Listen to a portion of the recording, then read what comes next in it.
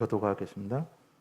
너희를 영접하는 자는 나를 영접하는 것이요 나를 영접하는 자는 나를 보내신 이를 영접하는 것이니라.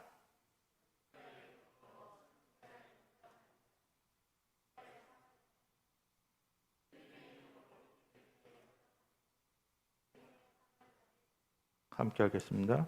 또 누구든지 제자의 이름으로 이 작은 자 중 하나에게 냉수 한 것이라도 주는 자는 내가 진실로 너에게 이르노니 그 사람이 결탄코 상을 잃지 아니하리라 하시니라.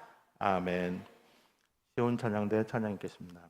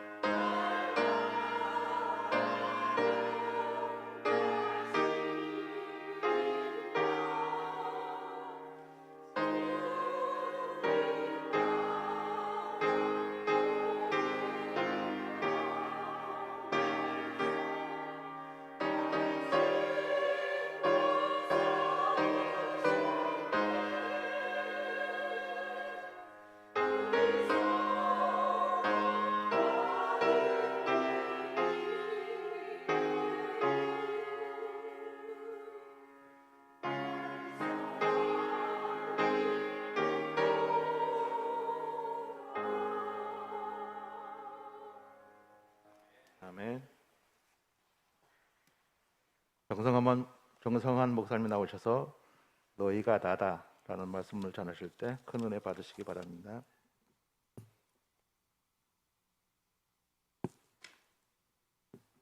할렐루야. 한 주간 잘 지내셨습니까?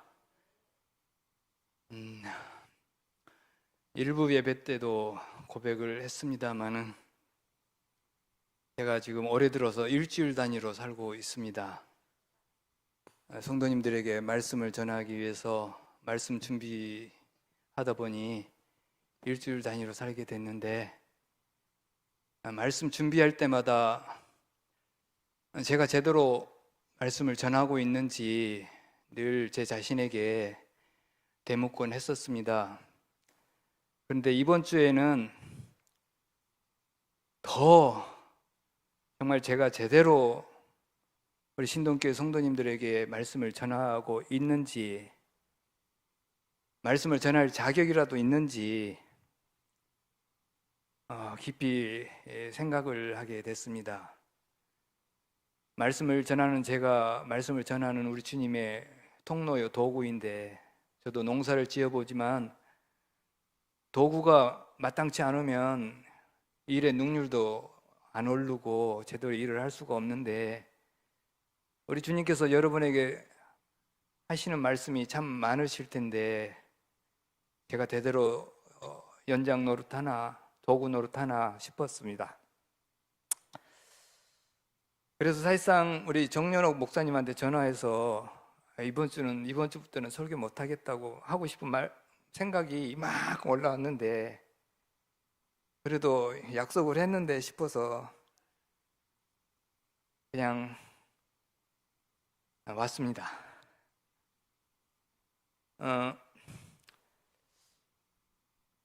우리 주님께서 비록 영 도구가 마땅치 않은 저를 통해서도 우리 성도님들에게 하실 말씀들을 잘 전해주시기를 바라고, 우리 성도님들 역시 주의 말씀을 잘 알아들으실 수 있었으면 좋겠습니다. 잠시 기도하겠습니다.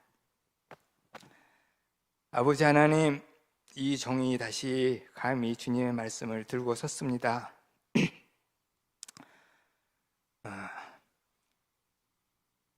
주님께서 하시고 싶은, 우리 신동교회 성도님들에게 하시고 싶은 주님의 말씀을 비록 부족한 저의 입술을 통해서지만 성령님께서 함께 하셔서 또렷이 분명하게 잘 알아들을 수 있도록 주님 함께 해 주십시오. 감사드리며 예수님 이름으로 기도드립니다. 아멘. 신약성경 앞부분에 사복음서가 있습니다. 마태, 마가, 누가, 요한.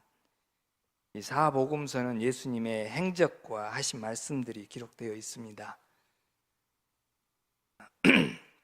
그래서 이 사복음서는 똑같은 예수님의 말씀이나 행적이라 하더라도 조금씩 표현이 달리 나옵니다. 그만큼 마태, 마가, 누가, 요한 이 사도들이 속한 이분들이 말씀을 선포해야 했을 듣는 성도들이 삶이 조금씩 다 다르다는 뜻입니다. 틀린 게 아니라 다르지요. 마태복음서는 흔히 학자들 사이에서 교회의 복음서라 이렇게 부릅니다. 무슨 말이냐 하면 교회에 관련된, 예를 들어서 교회가 무엇인지, 교회 성도들은 어떻게 살아가야 하는지, 예수님의 제자들은 누구이며 어떤 사람들인지 하는 내용들이 잘 정리되어 있다고 하는 뜻입니다. 오늘 우리가 함께 읽으신 본문이 들어있는 마태복음 10장 역시 그런 대표적인 말씀 중에 하나입니다. 예수님께서 12명의 제자들을 뽑아 세우시고 파송하시면서 하신 말씀입니다. 제자들이 이제 스승이신 예수님을 떠나 독립적으로 살아가야 하는데, 그런 제자들에게 예수님께서 특별히 사명 주시고 당부하시는 그런 말씀입니다. 앞으로 제자로서 무슨 일을 해야 하는지, 그리고 어디로 가야 하는지, 어떤 어려움을 당하게 될지, 어려움을 당할 때 어떻게 처신해야 하는지, 진짜 두려움의 대상은 누구인지, 그리고 앞으로 제자들의 가족은 어떻게 될 것인지, 그리고 마지막으로 우리가 함께 읽은 제자들을 잘 맞이해 주는 사람이 어떤 상을 받을 것인지 하는 내용으로 10장이 구성되어 있습니다. 그래서 마태복음에서 특별히 이 10장이 더 중요한 그런 말씀으로 여겨지고 있습니다. 우선 10장의 내용을 한번 간략하게 살펴보도록 하겠습니다. 첫 번째, 제자들이 할 일이 무엇이냐? 더러운 귀신들을 쫓아내는 일이다. 그리고 온갖 질병, 그리고 온갖 허약함에 있는 사람들을 치료하는 것이다 라고 했습니다. 더러운 귀신 쫓아내는 거, 온갖 질병을 고치게 하는 거, 그리고 무슨 일 때문인지 모르지만 마음에 허약함이 있는 사람들, 그 사람들을 고쳐주라는 거예요. 참 누구나 할 수 있는 일이 결코 아닙니다. 참 어려운 일이죠. 그럼 어디로 갈 것이냐? 아무에게나 가지 말아라. 이방 사람들에게도 가지 말고 사마리아 사람들에게도 가지 말고 오직 길 잃어버린 양떼와 같은 이스라엘 백성들에게로 가거라 그랬습니다. 아무에게나 가지 말라는 거예요. 그러면서 갈 때 어떻게 가느냐? 아무것도 가지고 가지 말아라. 여비도 챙기지 말고 여벌 옷도 챙기지 말고 그냥 지금 있는 그대로 가거라 하셨습니다. 거지가 되라는 거죠. 거지처럼 가라. 신학대학들을 가면 거지 전도단이라고 있습니다. 이 말씀에 따라서 아무것도 없이 무일본으로 전도 다니는 그런 친구들입니다. 자, 그러면은 어떤 일이 있을 거냐? 지금 아무에게나 가지 말고 잃어버린 양 같은 이스라엘 백성으로 한테 가라 그랬잖아요. 이스라엘 백성한테, 동족들한테 가는데 어떤 일을 당할 것이냐? 박해를 당할 거다. 엄청난 박해를 당할 건데 하시면서 덧붙이신 말씀이 내가 너희를 보내는 것이 양을 이리한테 보내는 것과 같다 했습니다. 생각해 보십시오. 양을 이리한테 보낸다. 세상에 양에게 이리가 오면 막아주는 것이 목자 역할인데 목자이신 예수님께서 양을 이리한테 보내요. 이건 잡아먹히라는 뜻 아닙니까? 도무지 이해할 수 없는 말씀이죠.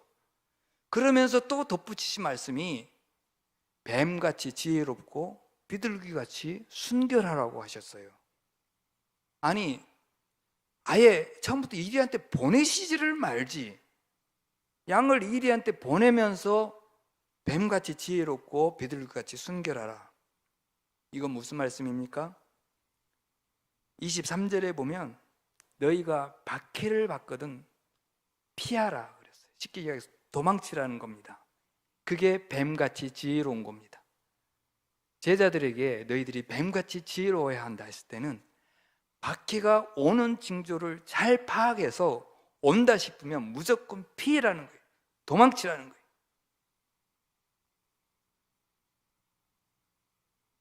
그리고 비둘기같이 순결하라는 말씀은 미처 박해를 피하지 못하고 박해를 당해버렸어요.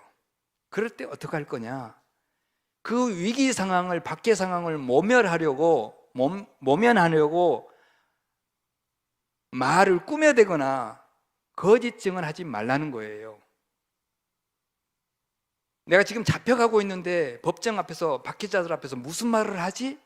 걱정하지 말라는 거예요. 너희들이 할 말을 생각나게 내가 해줄 테니까 그냥 가라는 거예요. 죽더라도 진리를 증언하고 죽으라는 거죠. 참 제자들에게 모지신 말씀입니다. 그러면서 진짜 제자들이 두려워할 대상이 누구냐? 몸만 죽이는 박해자들을 두려워하지 말고 몸도 영혼도 죽일 수 있는 하나님을 두려워하라 그랬습니다. 그러면서 또 덧붙이신 말씀이 참새 2마리가 잡히는 것도 하나님께서 허락하시지 않으면 안 돼. 너희들은 참새보다도 귀하다 그러셨어요. 우리나라에는 어떤 말이 있습니까? 개죽음이라는 말이 있습니다. 개죽음. 허무하게, 너무 억울하게 죽었을 때 개죽음 당했다 그러죠. 예수님 당시에는 이렇게 허무하게 억울하게 죽은 경우를 참새 죽음 당했다 그랬던 것 같습니다. 참새에다가 비유했던 것 같습니다. 너희들은 참새보다 더 귀하다. 제자들에게 위로가 됐을까요? 어찌됐건 너희들은 참새보다 더 귀하다. 그렇다면 이제 제자로 부름받아 파송받은 이 사람들의 가족이 있을 거 아닙니까? 가족들은 어떻게 될 거냐? 아들이 아버지와 원수가 되고, 딸이 어머니와 원수가 되고, 며느리가 시어머니가 원수가 되고, 하신 말씀이 사람의 원수가 자기 집안 식구일 것이다 그랬습니다. 이쯤 되면 제자들 가슴이 억장이 무너지는 거 아닙니까? 왜 제자들의 집안이 꼴이 이 모양이 됐을까요? 왜 가정이 산산조각 나버릴까요? 예수님의 제자들의 복음으로 살려 했더니 부모고 자식이고 죄다 거부하고 거역한 결과입니다. 왜 그렇게 살아야 되냐? 꼭 너만 그렇게 살아야 되냐? 꼭 아버지만 그 길을 가야 되느냐? 남들은 그렇지 않고라도 잘도 살더니 왜 그렇게 유별 나누냐? 하기 때문에 그렇다는 것입니다. 그럼 당장에 다시 가정을 화평케 하려면 예수님 제자 노릇 그만두고 복음으로 살지 않아야 합니다. 그런데 그럴 수는 없습니다. 부모와 자식을 여전히 사랑하지만 가정 화평을 위해 복음의 삶을 버릴 수 떠날 수 없으니 이것이 제자가 예수님을 따를 때 져야 할 자기 십자가였던 것입니다. 그러므로 주님께서 자기 십자가를 지고 나를 따르라 말씀하신 겁니다.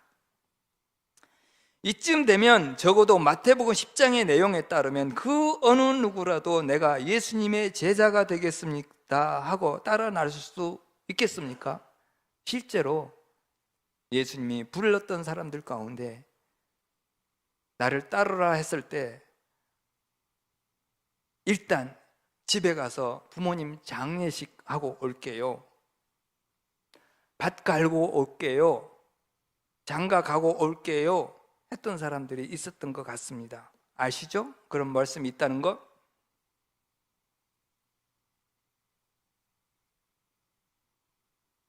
그런데 초대교회에서는 이 말씀이 예수님의 12제자에게만 해당되는 말씀으로 여기지 않았습니다.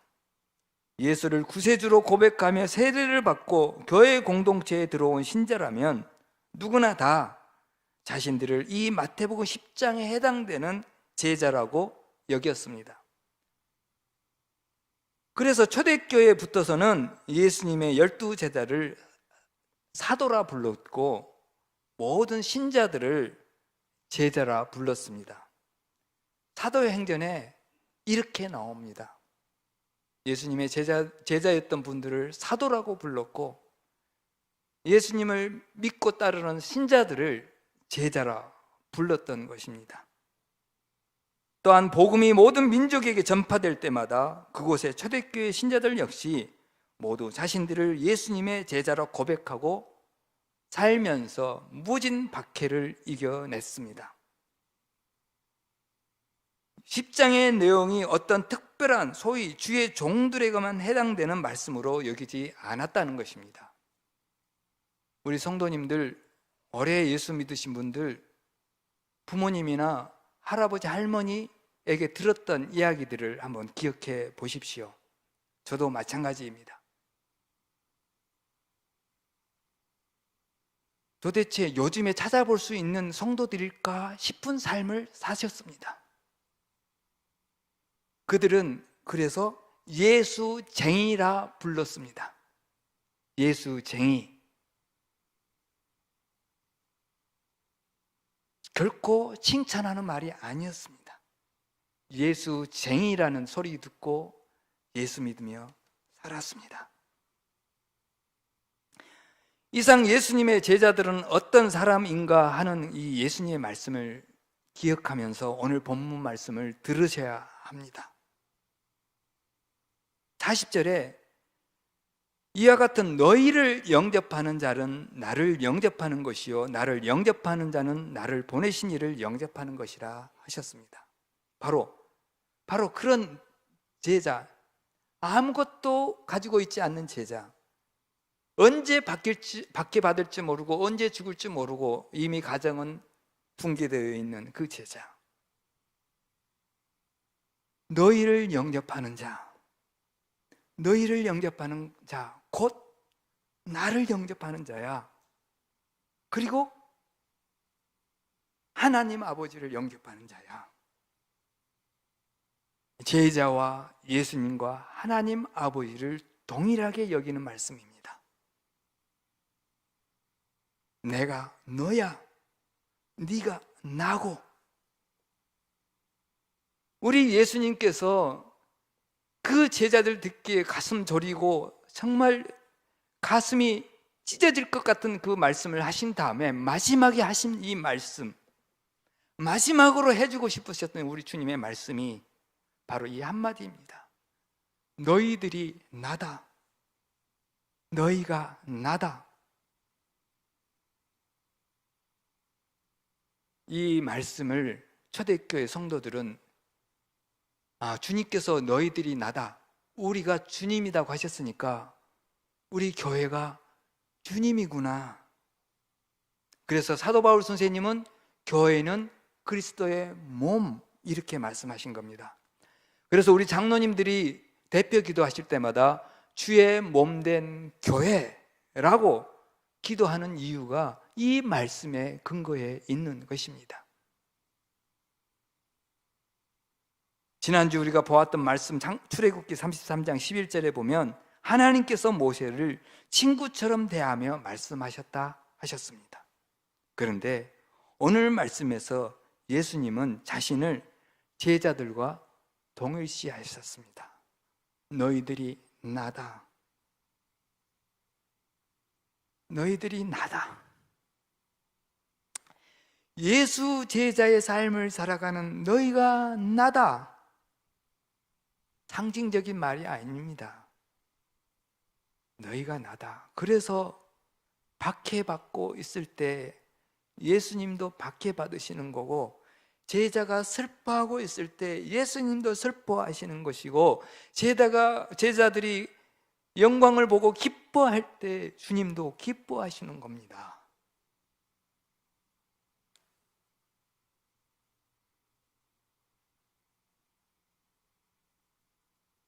조롱당하고 멸시당하고 부정당하고 죽임당하는 제자들을 향해서 너희가 나다.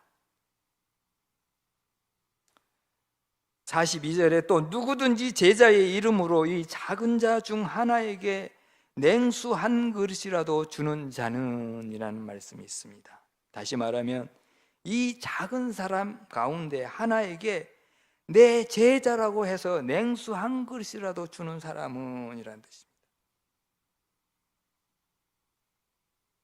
제자들을 작은 사람, 작은 자라 표현하셨습니다. 그러므로 너희들이 나다, 너희가 나다라고 하신 예수님 역시 자신을 작은 자로 표현하신 것입니다.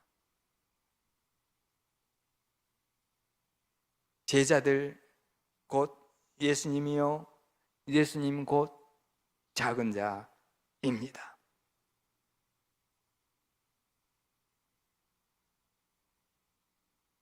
제가 이번 주 여러분에게 말씀을 전할 수 있을까 싶어서 너무너무 두렵고 떨렸던 이유가 여기에 있습니다. 우리 주님도 높고 높은 보좌를 버리시고 이 땅에 오셔서 작은 자가 되셨는데 나는 작은 자인가? 아무리 생각해도 나는 내가 작은 자라 생각해 본 적이 없는 것 같습니다. 큰 자가 되려고 열심히 공부했고요. 큰 자가 되기 위해서, 큰 자로 보이기 위해서 옷도 잘 입고 말도 될 수 있으면 세련되게 해보려고 했고요. 아내에게는 절대로 안 지고 아내보다 작은 자가 되면 절대로 안 되니까. 자식들보다 작은 자가 되면 절대로 안 되니까 어찌됐건 자식들에게 지지 않으려고 했던 저 모습.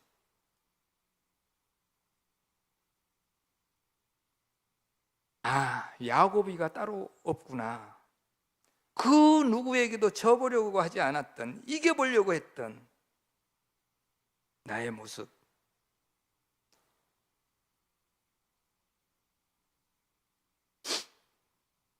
우리의 생각이나 상상과는 다르게 예수님은 실제로 이 땅에서 작은 자로 사셨습니다.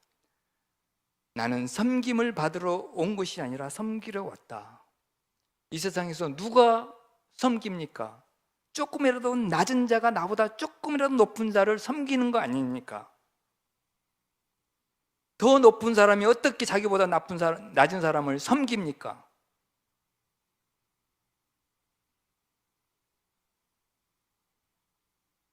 작은 자가 되신 우리 주님, 이 땅의 작은 자들과 자기 자신을 동일시하셨던 우리 예수님,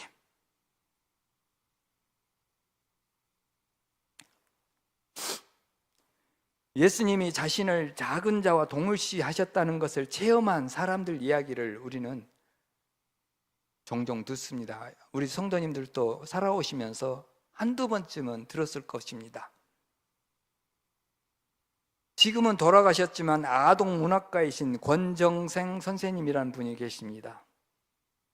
강아지똥, 몽실언니 같은 어린이 동화를 많이 지었습니다. 그분이 자신의 책에서 이런 글을 남기셨어요. 당신이 다니시는 교회에서나 동네에서 너무 모범적인 여자 집사님 한 분이 계시는데 만나는 모든 사람들을 신자든 아니든 너무 친절하게 대하시고 특히 길거리에서 거지라도 만나면 그렇게 잘 대해준다는 겁니다. 거지 같은 경우는 꼭 집에 데려가 밥을 먹이고 보낸대요. 그래서 어느 날 권정성 선생님이 그 여집사님에게 작심하고 물었답니다. 어떻게 그렇게 모든 사람에게 친절하고 거지들을 잘 대접해서 보내느냐고요. 그랬더니 그 여집사님이 하시는 말씀이 이렇습니다. 어느 날 아침 부엌에서 밥을 짓고 있는데 60년대 70년대 이야기입니다. 아주 어렵던 시절 거지 한 명이 와서는 배가 고프니 밥을 좀 달라고 하더랍니다.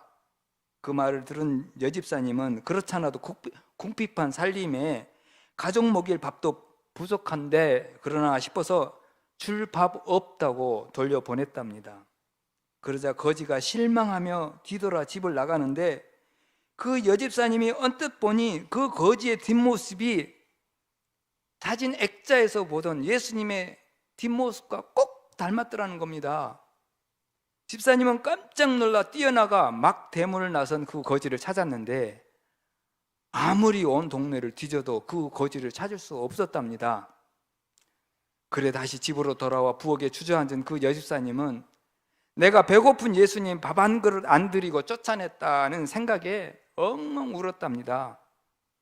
그 후로 그 여집사님은 만나는 누가 예수님인 줄 모르니까 만나는 사람마다 친절하게 대했고 특히 거지를 만나면 꼭 집에 데려가 밥을 먹여 보내게 되었다는 것입니다. 이 이야기는 꾸며낸 이야기가 아닙니다. 실제입니다. 예수님이 자신을 이 세상의 가장 작은 자인 거지와 동일시하는 내용입니다. 예수님이 자신을 작은 자와 동일시하셨고 예수님이 또한 제자들, 교회를 자신과 동일하게 생각하셨으니 교회 역시 작은 자입니다. 교회가 세상에서 작은 자들과 자신을 동일시해야 한다는 말입니다. 오늘 한국 사회에서 한국 교회는 너무나 많이 멸시와 조롱을 당하고 있습니다. 우리 교회가 이 세상에서 멸시와 조롱을 당하고 있는 그 이유가 우리가 예수님처럼 작은 자가 되어 있어서 그렇다고 한다면 우리는 주님 앞에서 영광일 것입니다. 그렇지 않다면 우리는 뭔가 잘못돼도 한참 잘못된 것 아니겠습니까?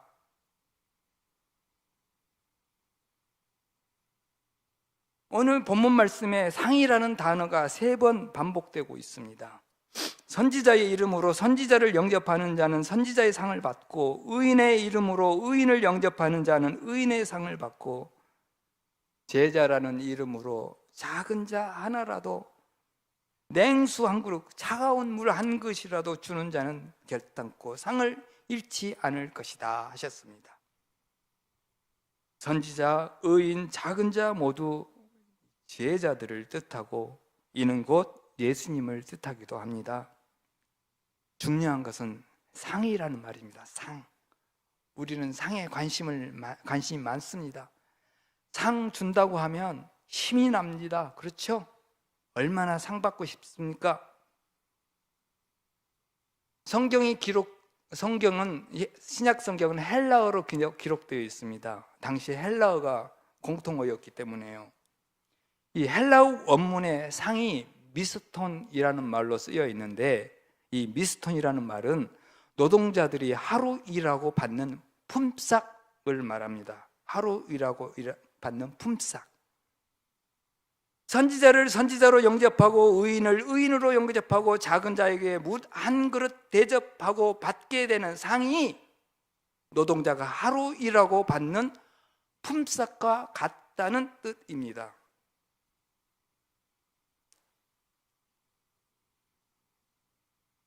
우리가 생각하는 무슨 일을 잘했을 때 1등, 2등, 3등 이렇게 나누어서 받는 그런 상이 아니라는 뜻입니다.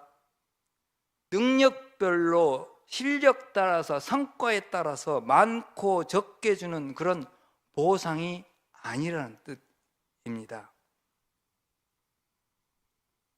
예수님이 말씀하신 상, 곧 미스토의 개념을 가장 잘 설명해 주는 말씀이 있습니다. 마태복음 20장 1절에서 16절 보면 예수님께서 하나님 나라의 비유를 하시면서 포도원 품꾼 이야기를 하십니다. 포도원 주인이 이른 아침에 장터에 나가 일꾼을 찾아 일당으로 한 데나리온을 주기로 약속하고 포도원에 보내죠. 포도원 주인이 무슨 이유에서인지는 모르지만 이후 4번 더 장터에 나가서 일꾼을 부릅니다. 9시, 정오, 오후 3시, 심지어 하루 일과가 거의 끝나갈 무렵인 오후 5시에도 일꾼을 불러서 포도원에 보냅니다. 그런데 이번에는 얼마 주겠다고 약속하지 않습니다. 일꾼들 역시 하루 종일 공치는 것보다 조금이라도 일해서 얼마라도 받는 게 좋으니 묻지 않습니다. 일이 다 끝나자 포도원 주인은 품삯을 모두에게 차등 없이 다 한 데나리온씩 주었습니다. 이 품삯은 바로 포도원 주인이 그날 일한 모든 일꾼들에게 그들이 일한 시간과 상관없이 열심히 일했냐, 농땡이 피냐 이거에 상관없이 주는 상입니다. 왜 한 데나리온의 상을 모두에게 주었을까요? 이 한 데나리온이 그 모든 일꾼들이 집에 돌아가면 가족들과 함께 먹을 하루치 일용할 양식에 해당하기 때문입니다. 여기에서 우리는 예수님께서 3번이나 반복해서 말씀하신 이 받을 상의 본뜻이 무엇인지 깨닫게 됩니다. 선지자를 선지자로 영접한 사람, 의인을 의인으로 영접한 사람, 이 작은 자를 제자로 영접한 사람, 그 사람이 지금 당장 받아야 할 가장 필요하고 가치 있는 것, 그것이 상이지 않습니까? 그게 무엇이자고요? 바로 한 데나리온과 같은 일용할 양식이라는 것입니다. 그리고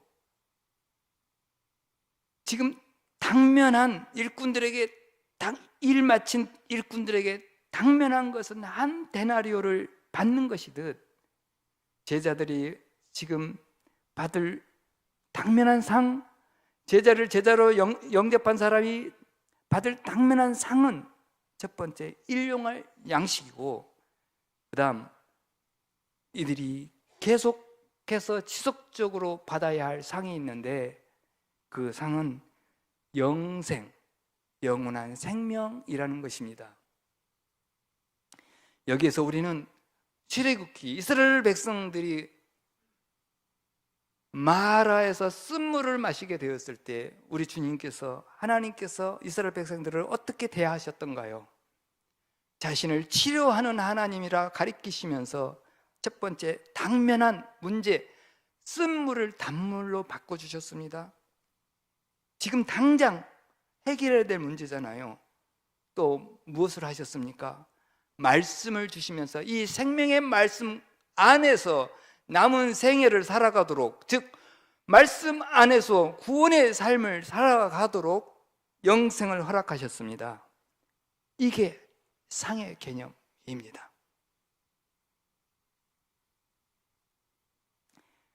그러고 보면 예수님이 하신 말씀들 가운데는 상이든 품삯이든 능력에 따라 나눠서 차등해서 준다는 말씀이 없습니다. 10장에 나온 제자도 하나님 보좌에 나아가지만 죽기 직전 회개했던 예수님의 오른편 강도도 낙원을 허락받으셨어요. 이게 우리 주님 말씀하신 상이에요.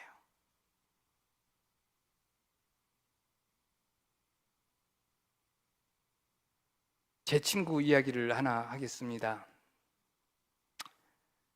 제 친구 부모님이, 아버지가 60년대, 70년대 시골계 가난한 전도사였습니다. 다 가난했던 시절이잖아요. 집에 양식이 떨어졌습니다. 내 친구 초등학교 5학년 때 일입니다. 친구가 알 리가 없죠. 굶다 못한 엄마가 초등학교 5학년인 제 친구의 손을 잡고 어느 집사님 댁에 갔습니다. 그 집사님 댁에는 제 친구의 친구가 있습니다. 제 친구의 어머니가 제 친구 손을 잡고 그 집사님에게 가서는 하는 말이, 집사님, 저는 굶어도 좋은데 이 아이는 굶길 수가 없잖아요. 보리쌀 한 그릇만 주세요 하면서 가지고 갔던 밥그릇을 내밀더라는 거예요. 그러니까 그 집사님이 아무 말 없이 그 밥그릇을 들고 가시더니 보리쌀 한 그릇을 담아서 주셨다는 거예요. 그때 제 친구는 보리쌀 한 그릇 받아가지고 가는 엄마랑 너무 행복했다는 거예요. 보리쌀을 받았잖아요, 선물로. 오늘 저녁 밥 먹네? 너무 좋았다는 거예요. 다 커서 생각하니 참 우리 엄마가 부끄러움을 무릅쓰고 나를 볼모 삼아서라도 나를 먹이고자 보리쌀 한 그릇 얻으셨구나 싶은데 그 어린 나이는 그걸 모르는 거예요. 상이에요, 상. 아, 집사님이 우리에게 보리쌀 주셨네. 이게 우리 주님이 제자들에게 말씀하신 상이에요. 이 어린아이가 아무런 다른 생각 없이 야, 오늘 저녁 밥 먹게 생겼다. 보리쌀 받았네? 기쁘다. 이게 상이에요.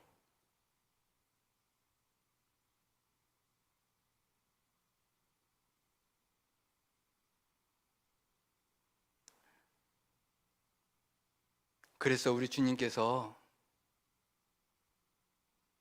제자들에게 아무것도 여분의 여비도 갖지 말고 여분의 옷도 가지고 가지 말라고 하신 것 같아요. 제자들도 하루하루 살아가면서 주님께서 주시는 상을 직접 받아야 되잖아요. 누군가로부터 받는 일용할 양식과 영생의 삶을, 또 제자들을 영접하는 그 누구도 상을 받아야 되잖아요. 일용할 양식의 상과 영생의 상을 받아야 하잖아요.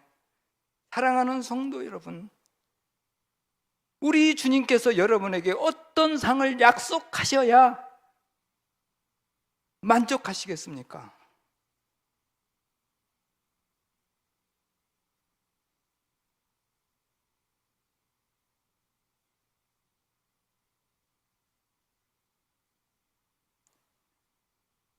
교회는 초대교회부터서 이 주님의 말씀에 근거해서 선교를 했습니다. 남을 도왔습니다. 1세기, 2세기 교회 성도님들이 돌려가며 읽었던 조그마한 책자가 있습니다. 우리 마태복음, 누가복음, 갈라디아서 이런 것처럼 조그마한 디다케라고 하는 이름의 조그마한 책자가 있는데, 그 책자에 보면 이런 내용이 있습니다. 내가 누군가를 도우려고 할 때, 지금은 돈이 있지만 그때는 돈이라는 게 잘 없잖아요. 주로 물건을 뭔가를 도와주려고 할 때 이걸 누구에게 주면 좋을까 손에 꼭 쥐고 깊이 생각을 하라는 거예요. 이걸 나한테는 지금 당장 필요 없지만 이걸 누구한테 주면 좋을까? 누가 이게 꼭 필요할까? 잘 살펴보라는 거예요. 교회 성도들 가운데, 지체들 가운데. 너무 꼭 쥐고 생각하다 보니까 손바닥이 땀이 날 정도로 그렇게 표현되어 있어요, 실제로. 그래서 이게 저분에게, 저 지체에게 꼭 필요하겠구나 했을 때 오른손이 하는 거 왼손이 모르게 주라는 거예요. 만약 그렇지 않고 내가 주고 싶은 사람, 나에게 여유가 있다고 줘버리면 받은 사람이 이거 나한테 필요 없는데?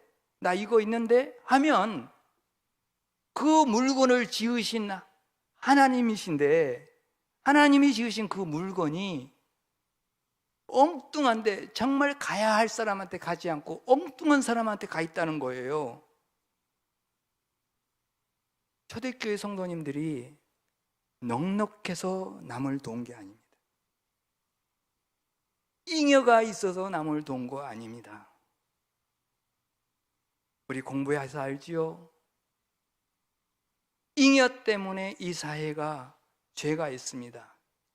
잉여가 많으면 많을수록 욕심은 배로 기하급수적으로 늘어나지 않습니까?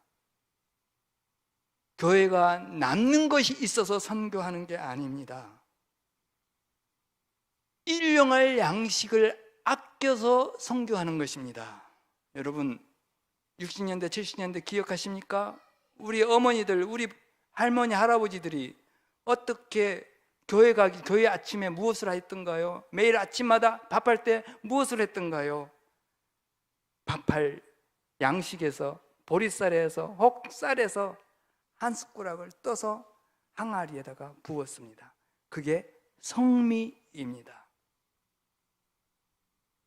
남는 쌀자루에서 한 자루 퍼갖고 오는 게 아닙니다. 식구끼리 먹을 만큼의 양식을 씻기 전에 한 숟가락, 딱 한 숟가락 퍼서 담아놨다가 주일날 아침에 올 때 모아서 왔던 것입니다. 절대 남았다고, 남는 것으로 남을 돕거나 남았다고 선교하는 게 아닙니다. 내 것으로 일용할 양식으로 하나님께서 나에게 오늘 하루 주신 상인, 일용할 양식으로 남을 돕는 것이고, 내 평생에 받은 상인, 영원한 생명을 나누기 위해서 전도하고 예수에게로 이끌고 잃어버린 양을 찾았던 것입니다. 성도 여러분, 말씀을 마칩니다. 우리 주님 자신을 작은 자라 하셨습니다. 우리 주님 우리에게 상을 주십니다. 그 상은 일용할 양식의 상이요 영생의 상입니다. 이것으로 우리가 족합니다. 할렐루야, 아멘. 아버지 하나님 감사합니다. 오늘 우리에게 주신 말씀을 우리가 꼭 기억하고 우리 삶에서 고백하며 살아가게 하옵소서. 예수 그리스도 이름으로 기도하옵나이다. 아멘.